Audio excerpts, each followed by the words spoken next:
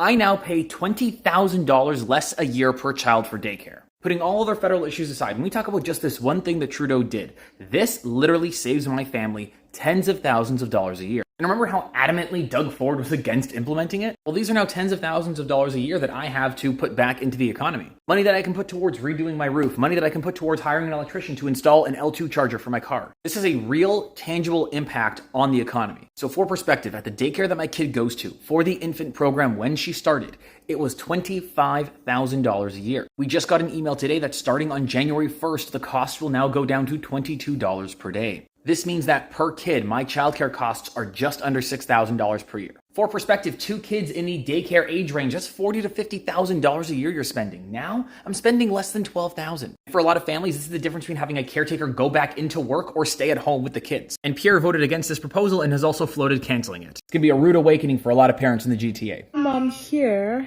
and I'm just wondering what everyone is doing to afford childcare in Canada. So you all know that I went back to work not too long ago, and my husband is taking some time off work to look after our daughter, and I put my daughter on the wait list like when I was 4 or 5 months pregnant.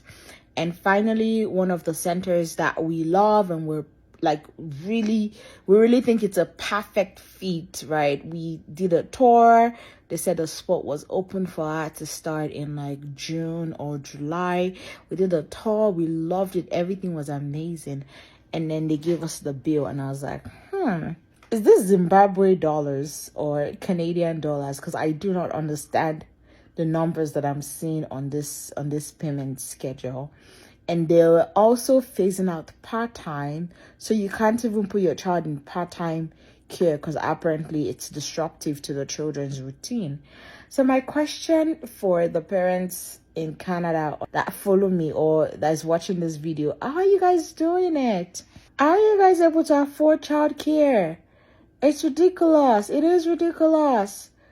And this is apparently a school that is already enrolled in the LLEC, I'll put the correct name, program, which is where the government pays like half of the tuition, and it's still ridiculously expensive. I'm talking half of my rent. I'm talking someone's rent. Like, how are you guys doing it? What body parts did you have to sell? Are grandparents pitching in and paying for these things? Please let me know. Let's have a candid conversation. Let's have a candid heart-to-heart conversation. How can you guys afford childcare in Canada, particularly Ontario, particularly the Greater Toronto area? Let me know. Do you know how crazy Toronto daycare wait lists are right now? And if you think the wait lists are bad, wait till you hear how much it costs. So both of my kids were in daycare up until last year. They're now both in private Montessori school. My daughter needed to leave because it was awful for her mental health and for her development because she has autism. So I pulled her out for 2 months with no plan, registered for the private Montessori school nearby with both kids, and I ended up getting in. So my son ended up being kind of like a bargaining chip because 2 was always better than 1. So their registration fee was $700 each, plus a $1,000 school maintenance fee each. So $1,700, nearly $3,500 just to register them, not including their $3,000 a month tuition for both of them. So it's actually interesting that many people say that, because I know that there are some daycares that cost $10 a day, but the waiting list is so long that many people sign up when they're still pregnant, and when their kid turns 2 or 3, they finally get the spot. And to me, it's just crazy. We've been tracking our expenses every day for the last 8 years or so, and one of the biggest expenses has been daycare costs. Our oldest is now in primary school, and looking back at how much we spent was pretty mind-boggling. So I'm just going to share this with you guys. From the ages of 1 to 3 without subsidy, we paid about $313 per week for 4 days. That included food and nappies, and during those 2 years was about $32,500. And then from 3 to 5, when the subsidy kicked in, it was around about $220, and that came out to be $22,000. So total 4-year daycare cost was around about $55,000. Now we've got two. By the time he's done, it'll be well over 100 grand when they're both gone through daycare. Now, why am I sharing this with you guys is because a lot of people don't realize that daycare cost has a huge impact when taking on a mortgage or you're looking to get a pre-approval, because the banks look at how much you spend per week on daycare, and that really does reduce how much you can borrow. Like if you're wondering if you're paying like $300 something per week, that's around about $1,500 per month in reduced borrowing capacity. So it's something to be aware when looking to buy your first time. And I have a little rant about daycare costs. Also, if you are a daycare teacher, have you ever gotten a raise?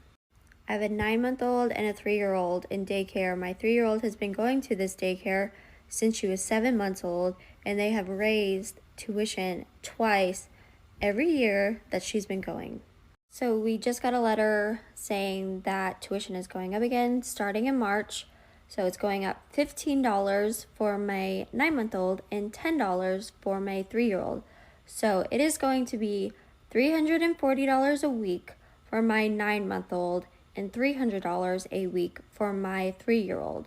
So $640 a week, $2,560 a month.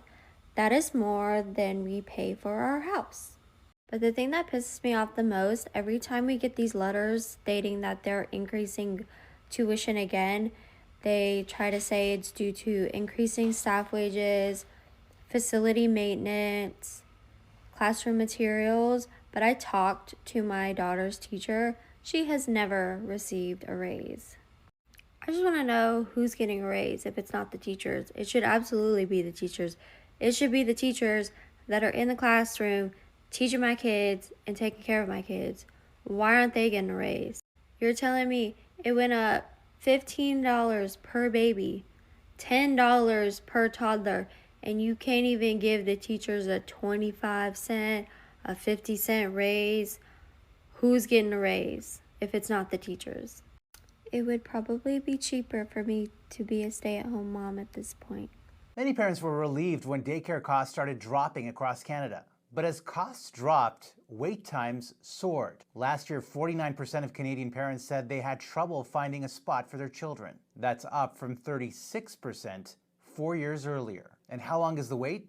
Take Kawartha Lakes, Ontario, for example. Children there are waiting an average of 6.4 years for licensed childcare, up from an average of 3.7 years in 2022. Childcare advocates say one factor driving the demand has been the rollout of the federal government's $10 a day program. Ottawa says it's aware of the challenges and is working to secure 250,000 new spots. Okay, so I live in Ontario, and it's taken me a while to actually be able to make this video because I was just so angry and couldn't even talk about it. But my daycare decided not to opt in to the $10 a day program that the government has offered up to all of the daycares in Ontario. And like 95% of daycares have opted in, and mine was one that decided, nope, we're not gonna opt in. So now I am gonna continue to pay $4,000 a month for daycare for my 2 children, while the rest of the country gets to send their children to daycare for $10 a day. And it's completely out of my control. That money was set aside for us, for parents with children in daycare, but I don't get to see that money because my daycare decided not to opt in. And I know you're thinking, Kristen, just switch to another daycare, but you can't because there's wait lists for like 18 months. There. So this is actually for moms in Canada or who are newly come to Canada that have kids that are not yet of school age. Now, I know you might have had a lot of story around the long queue for getting a spot at daycare centers. Don't just focus on the English centers alone. You can explore the French centers in your area. When I nearly came to Canada, I was also of the opinion that, okay, the normal thing is for me to go queue to get a spot for my daughter. But then I told my husband that, okay, what about we explore French centers, and we did, and within 3 days I got slots. I got 3 slots for my daughter. And interestingly, the center is actually home based. It is 8 to 5 p.m. and it is not French. So don't think that, oh, because it's French and you totally ignore it. Interestingly, a lot of people can actually register under French daycares, even if they are not French speaking or they are not French centered. The basic ones that actually teach French are people that are French speaking and are registered at the French Center or the French Center itself.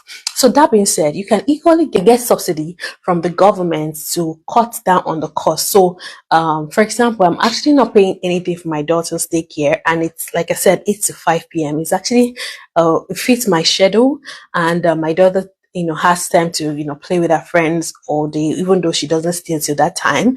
But you can be able to utilize your day effectively if you are able to access this opportunity. Just look out for subsidy that has to do with childcare in your city. I'm in London, Ontario, and the city of London gives things like this to children that are not of school age yet. Interestingly, my daughter will be resuming school very soon, and they also told me that peradventure when she leaves, that there's still subsidy if she wants to go in for an after school program.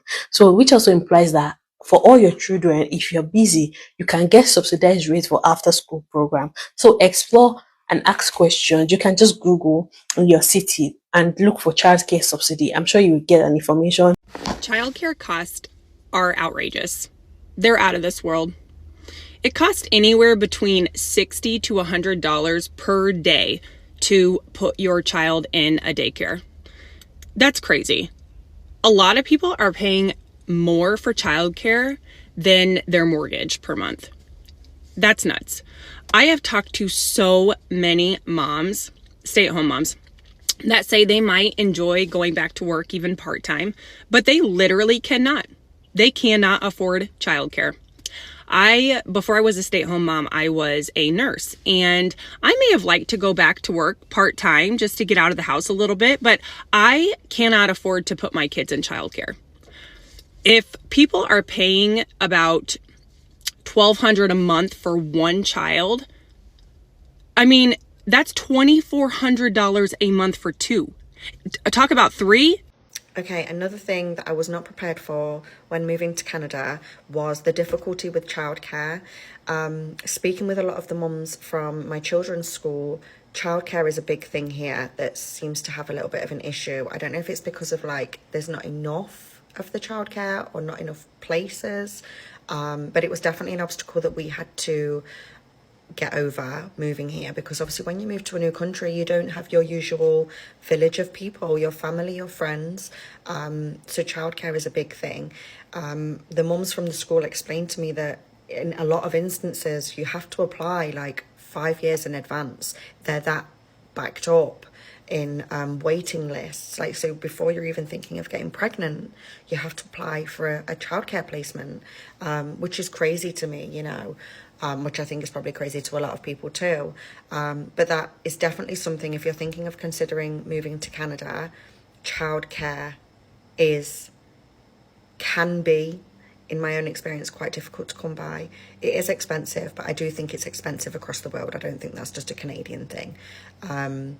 But yeah, I've never heard of having to be on wait lists for that amount of time. So if you are thinking of moving and you've got young children, definitely consider childcare.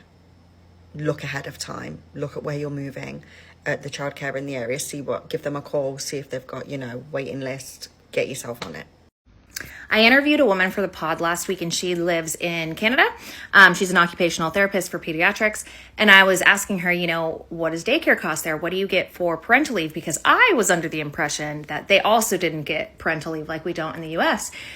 They get 12 to 18 months paid for parental leave, as long as you're a W-2. I guess if you're freelancer, what would be considered a 1099 here, you don't get that, but you can qualify. It's just not paid the same or something like that. I'm sure there's somebody on here who knows more, and I should probably do some more research. And then I asked her what daycare was. She doesn't send her kid to daycare, but by 2026, the Canadian government is going to have a program where daycare is $10 per day. So anyone in the US, I just want that to settle in for you, because let's say there's 20 days of daycare per month. So that's $200 a month. I pay $2,100 for my son to go to daycare. So, and I got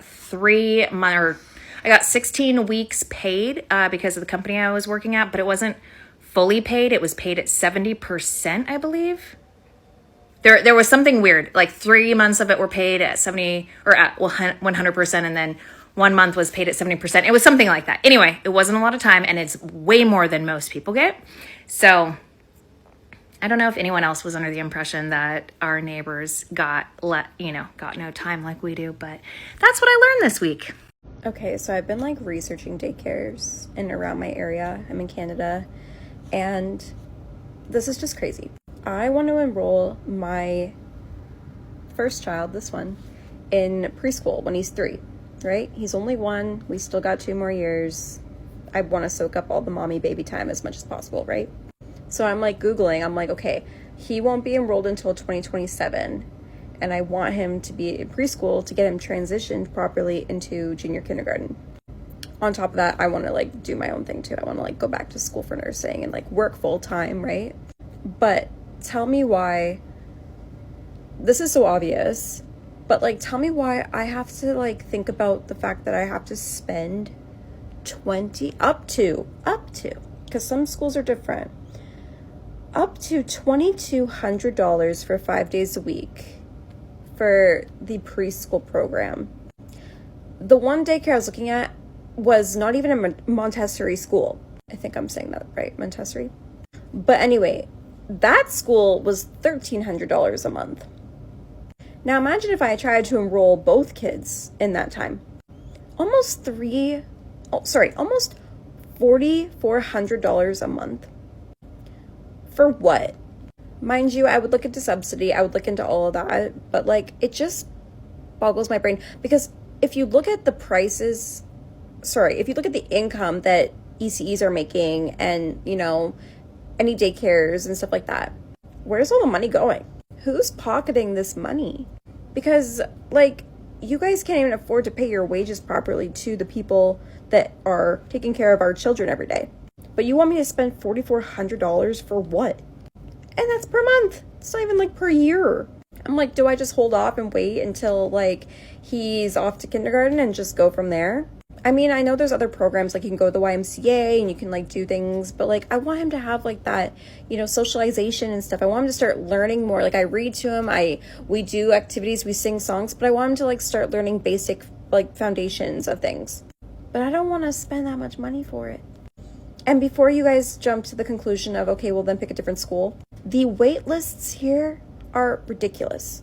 I think I reached out to about 6 or 7 daycares so far, and I was told that the wait list goes into summer of 2027, which is like pointless because that's only 4 months. I mean, it's not pointless, but at the same time, it's like, it's pointless. And before you guys come for me and say, well, why didn't you apply while you were pregnant? Some places wouldn't even let you apply until the baby had a name and a birthday. Because believe me, I tried. I even tried calling these places and they were like, nope, you have to have your baby physically earthside with you. I'm like, okay. So what? And a lot of the spots get given to siblings, or they get given to like the children of the parents who work at these daycares, which is great. Mind you, if I was doing that, I would be like, that's a blessing. But it's like, I have to expand my search now for like probably an hour or an hour and a half away from my current residence, just so I can get him daycare 5 days a week. And some daycares only do daycare times from 9 to 2:30. I don't know anybody who's working those hours. Like, who's going to pick up my child? Who's going to make sure my child gets home from daycare? What? Especially if I'm working Monday to Friday, 8 to 5, and my boyfriend works 8 to 4:30. Like, make it make sense. And this is just for one child. Like I said, I didn't want to put my kids in school, at least daycare, until they were old enough to walk, talk, be able to communicate, be able to express themselves. If anything happens or if I need to know anything, they can tell me. So I believe 3 was a good like starting age to do that. But now I'm like, is it worth it just to stay home for 3 years and just do the stay-at-home money for the first 3 years until, you know, he turns 4 and he's off to kindergarten? it might be looking like that. I don't know. Somebody tell me their opinions and thoughts about this, because I'm genuinely just trying to figure this out.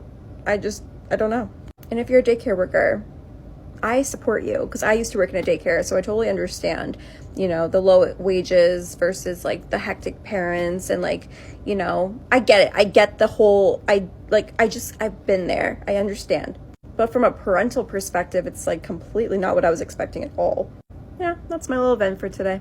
I don't think that anyone should be pushed out of the workforce because they can't afford someone to take care of their kids. To me, it's such a big issue, and it impacts so many things: families, communities, children, the economy. From the party leaders this election cycle, I'd really like to hear that there's a commitment to the affordable childcare program, this $10 a day program, a commitment to improve it, to grow it, and to take those next steps to ensure that more and more folks have access to it. But I want to hear that they're committed to $10 a day childcare and this specific program and improving it and growing it, because I don't want us to be starting over. It's an issue for women. Like, it's a woman's issue, and it's about giving them choices. If someone wants to stay home with their kids, that's awesome, and they should be able to choose to do so. They shouldn't be forced to do so because they can't find affordable childcare. So to me, it is one of my top issues this election. I'm going back to a position that I love and that it makes sense to do so. But I know, like, there's other people who that's the decision, right? Like, oh, if I have to pay for this much for daycare, does it make sense to work? We have a 3-year-old named Henry and a 1-year-old named Ruth. He started at a home daycare when he was about 11 months old, because I was going back to work when he was 12 months. And we just found a home daycare that was licensed and available and seemed great, always with the hope that we could maybe get into subsidized, because my partner was back in school. So we were kind of doing the one income thing for a while. For those first 6 months of daycare, or 7 months, I guess it would have been, we mostly dipped into savings where needed. And so right around 18 months, he got into the subsidized daycare, which we adore that daycare right now.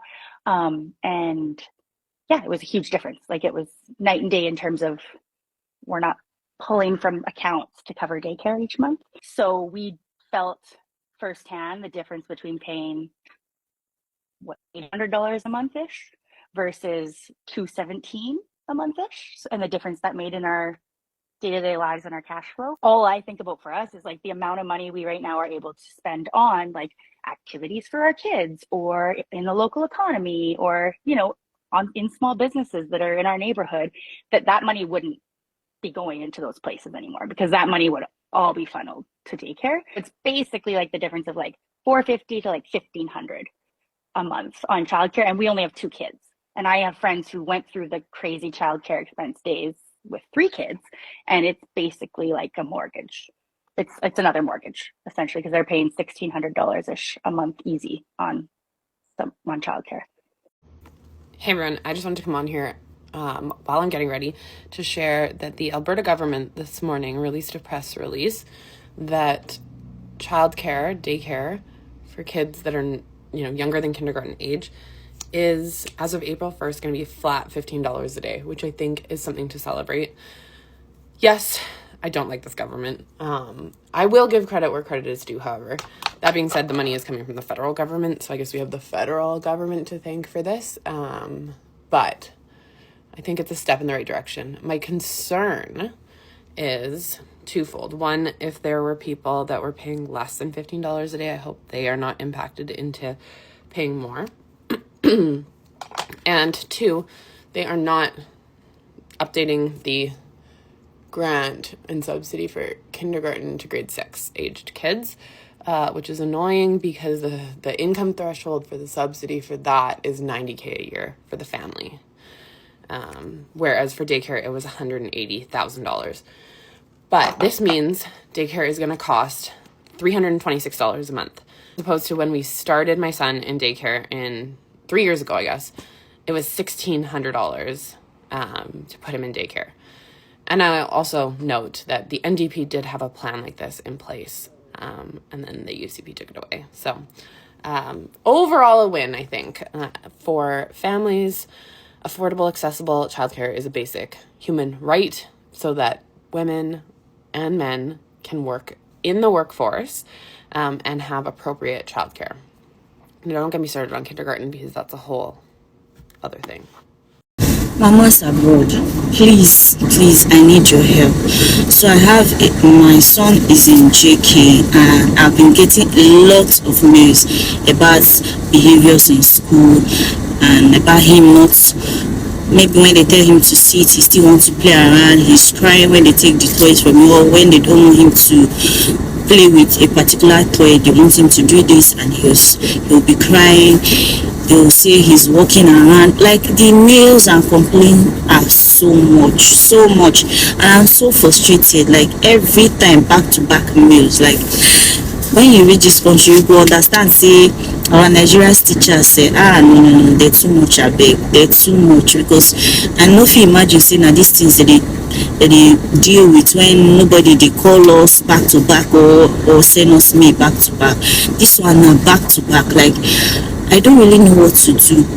Please, if you've ever been in this situation of receiving mails back to back about complaints that maybe your child is playing too much in class, he's not listening to them, when they tell him to sit, he will not sit, he wrote on the desk and not on his paper, those kind of complaints, please help me. Let me know what you did to help the situation, so that I will try and do that too, if that will help my situation, because I'm very frustrated and very tired. I don't know what else to do.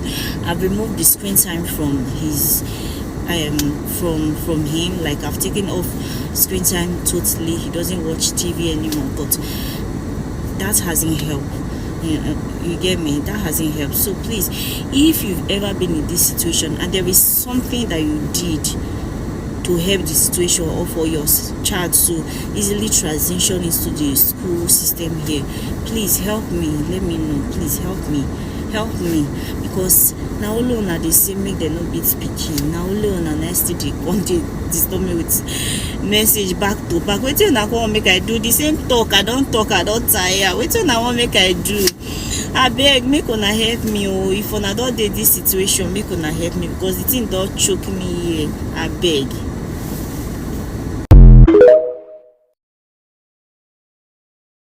Canada. Do not come to Canada if you know that you are not ready yet.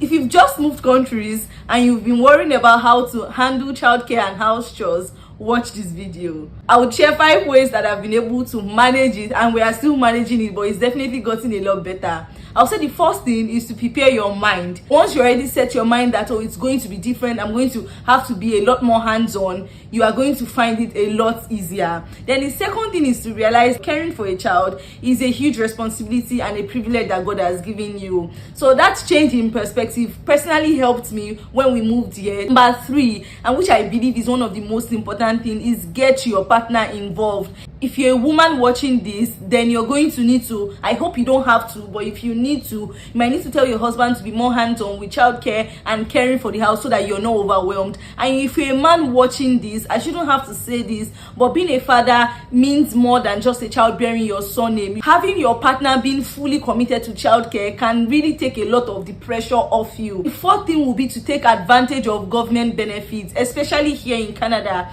The government of Canada has 2 benefits that I know about for children, and that's number 1 is the childcare benefit that they give every family according to the age of their children and their income bracket. The second will be sponsored childcare. If you cannot afford to pay for childcare, and that is like daycare services, the government of Canada has different subsidies to help you with that. If your income is within a certain limit, you won't have to pay for childcare at all. So find out about all these benefits and use them to your advantage. And then the final thing, take it a day at a time and enjoy the process. Again, remember that having children and being able to care for them in the first place is a blessing, and moving abroad does not change that.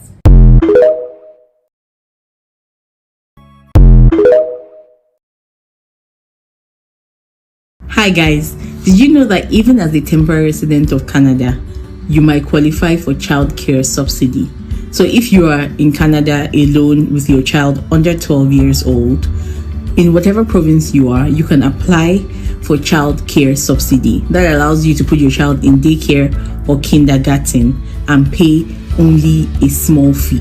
Now, it's a sliding scale. It depends on how much you earn annually as a family. For some people, it can be as low as $40 a month. So you might want to consider this option if you're alone with your child and you need someone to care for your child, or you and your spouse both work and you don't earn enough to put your child in child care.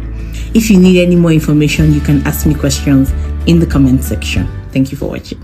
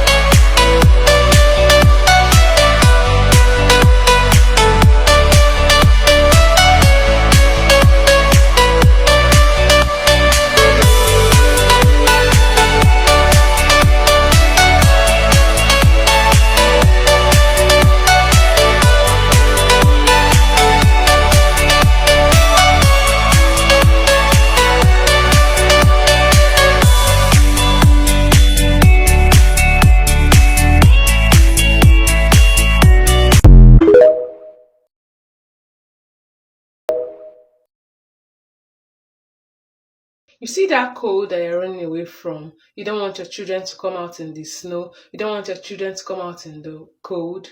If your child attends daycare, even school, I'm talking of daycare because it's what I know, they will carry that child out in the cold.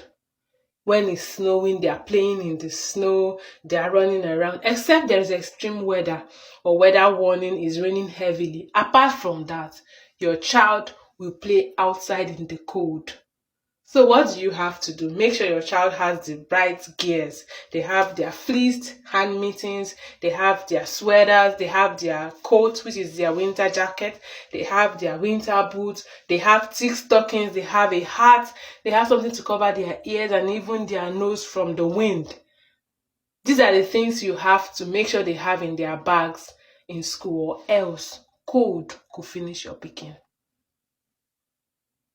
It's actually interesting that many people say that, because I know that there are some daycares that cost $10 a day, but the waiting list is so long that many people sign up when they're still pregnant, and when their kid turns 2 or 3, they finally get the spot. And to me, it's just crazy, because in Ukraine, for example, daycares are either free or they're really cheap, because you're basically giving your country a new future taxpayer, so they should take care of that new person, right? To let you go back to work, pay taxes to support your country. And it's not that I'm complaining, don't get me wrong. It's just, it's interesting how things are different in different countries, because what if you have twins or triplets? Do you end up paying like $4,000 a month just for daycare? It's crazy. Let's talk about this childcare craziness going on right now in the GTA. That's what's going on. It's a horror show. I'm talking about a 2-year wait list. 2 years. So if I plan on going on a 1-year maternity leave and I need to make sure my little one finds daycare by the time I go back to work, you're saying that I definitely need to get on the wait list by the time I pee on the stick. Heck, as soon as I get married, probably get on the wait list, because what's there to lose? This is crazy, guys. What are we going to do about this? This is absurd. I'm telling you, I called one daycare and they told me, yeah, we can add you to the wait list for June 2025. I'm sorry? At this point, it might be worth considering to go outside of your region to find daycare. You may have to drive 45 minutes drive, but what's a girl to do? You gotta go to work, right? And if you don't work from home, then how are you gonna manage? You don't have a choice. This is crazy.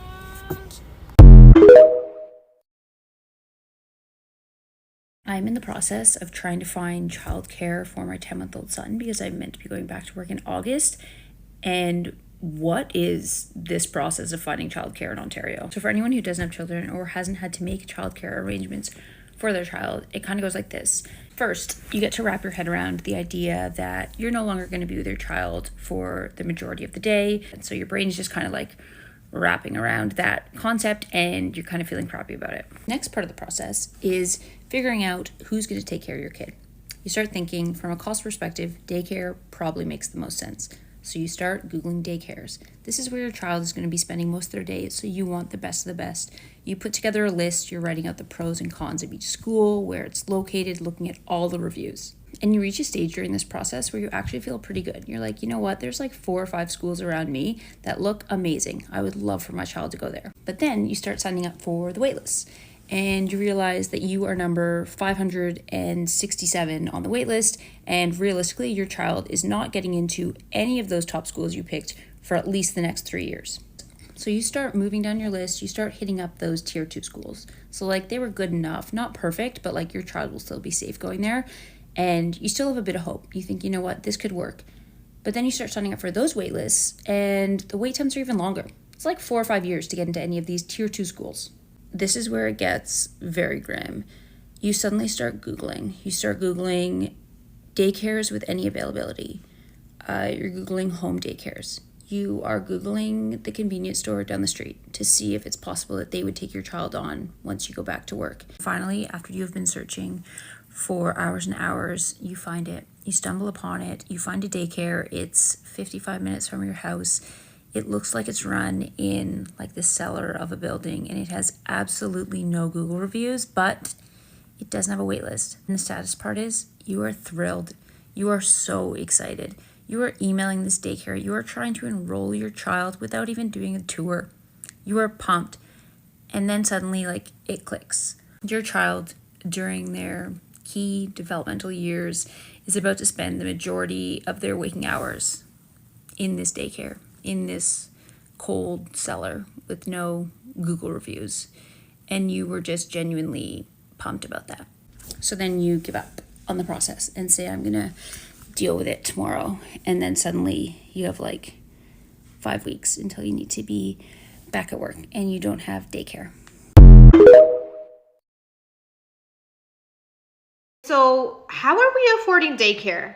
Like, I just don't get it, because we recently had to start looking for another daycare because our daycare was like, we're going to change our hours. We're now going to close at 4:30. And we're like, what? We don't get out until 5. So we have to look for another daycare. How are we affording it? Are we selling livers? Are we selling kidneys? What's the plan? Because this is ridiculous, you guys. So we have 2 toddlers. And we also have a 5-year-old. He's my stepson, so we don't have to take him to daycare 5 days a week, like the entire month full time. You know, we have him every other week. So check this out. The first daycare was like, okay, we can charge you for your 2-year-old $300 a week. That's $1,200 a month for one kid. And with my 3-year-old and the 5-year-old, which I said he wouldn't go full time, it comes out to $3,400 a month, you guys. And they still want to charge me for the weeks that my 5-year-old doesn't go because we're saving his spot. So I'm like, there's no freaking way, right?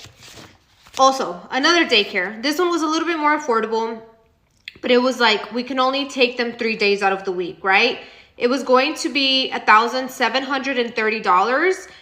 And this was having to pay as well for the weeks that we don't have the 5-year-old, which is crazy because it's like, we're just giving you free money. He's not going to daycare. You're not watching him. So why are we having to pay, right? So this was another daycare here. So this was a different daycare that I went, and they were like, okay, we can charge you for your daughter $220 a week, not even a month, right? A week. And then for the other 2 boys, in a month period, it would be $780. So everything combined is $2,440. That is a mortgage payment, you guys. That is way more than a mortgage payment. That's just including daycare. And keep in mind that my kids don't need to go 5 days a week. We only need 3 days a week, maybe sometimes 4. And we're just like, what's the deal? Like, don't call me Dulce anymore. Call me Candy on the weekends, because there's no way people are just going to work to pay for daycare. Like, how is that even possible? Is it even worth having two parents work when you're having to pay so much in daycare? I just can't wrap my mind around this. Crazy to me. I don't know how people are affording daycare, especially when you have multiple children. Like, we need to work in order to be able to provide for a family. But then it's like, the more you work, the more daycare you need, where it's like you need to pay more. So I don't know that it's even worth two parents working nowadays. This is ridiculous, you guys. This is scary. How much are you all paying for daycare? I've got 2 kids, okay? I am paying $2,675, and that is with a sibling discount. My daughter, who just moved up from the infant room, when she was in the infant room, her tuition was $1,764 a month. $1,700. How can anybody afford daycare? My son, he's 4, so he's in pre-K right now. His tuition is $1,161 a month. Can he be in kindergarten yet? Can I enroll him? I have 1 more year. Drop in the comments how much you guys are paying for daycare. Around the world. Let's go. 3, 2, 1, go!